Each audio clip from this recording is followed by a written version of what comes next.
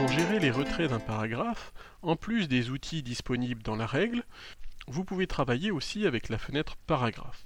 C'est peut-être un peu plus long, mais vous aurez l'avantage de la précision en notant clairement la valeur de retrait qui vous intéresse.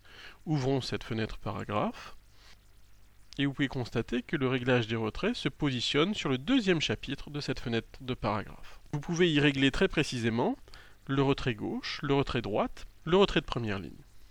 Dès que l'on commence à choisir une position personnalisée pour le retrait, vous pouvez voir dans l'aperçu de la fenêtre le positionnement du texte qui s'adapte. Je vous rappelle que le retrait gauche permet de bouger tout le texte à partir de la gauche. Le retrait droite, lui, va permettre d'interdire au texte de s'écrire après une certaine valeur. Nous le voyons ici aussi dans l'aperçu. Le retrait de la première ligne, lui, sert effectivement à faire des alinéas. Encore une fois, vous avez la vision de l'aperçu ici. Vous noterez la présence de la case retrait inversé. Quand cette case est cochée, nous ne parlons plus de retrait droite ni de retrait gauche, mais de retrait intérieur et extérieur.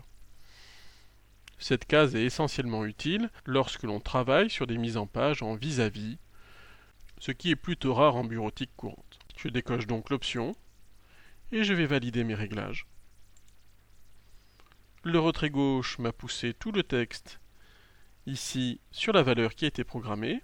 Le retrait de la première ligne m'a généré cet alinéa. Et le retrait droite a interdit au texte de dépasser une certaine valeur. Voilà comment nous avons pu régler les retraits avec la fenêtre paragraphe. Merci d'avoir visionné cette vidéo.